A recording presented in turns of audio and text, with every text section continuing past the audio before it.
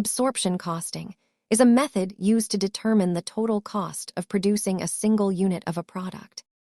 It is called absorption because every unit of product absorbs a portion of both fixed and variable manufacturing costs. Unlike other methods, this approach ensures that all manufacturing overheads are fully included in the cost of goods sold.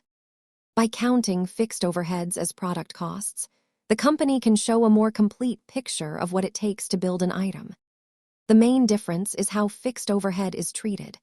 Absorption is required for tax reporting, while variable costing is often used internally. This chart shows how a unit's cost is split.